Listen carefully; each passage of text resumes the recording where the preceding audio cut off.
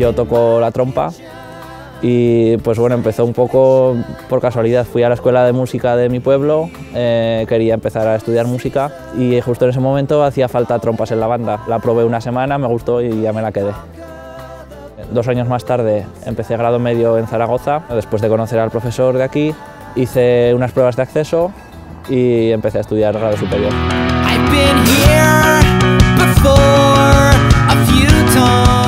Esto es el Conservatorio de Maastricht.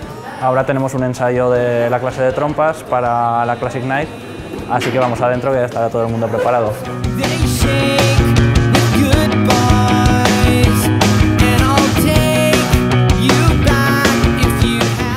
El Conservatorio de Maastricht es pequeño porque la ciudad es pequeña.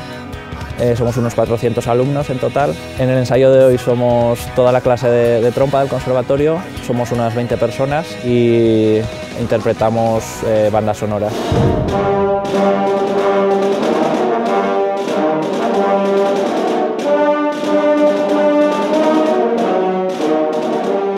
Muy bueno chico, muy buena mentalidad.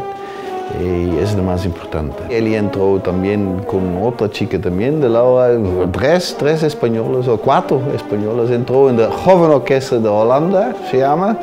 Hay más de españoles como holandeses. En España hay tantos músicos y hay pocas posibilidades para encontrar trabajo. En Europa, en Alemania, en Holanda, es mucho más común la formación musical en general. Y eso se puede observar pues, en el número de orquestas profesionales. En Alemania hay muchísimas más que en España. Esa es una de las razones por la que estoy estudiando aquí también. Hay muchas más salidas que en España en cuanto a la música.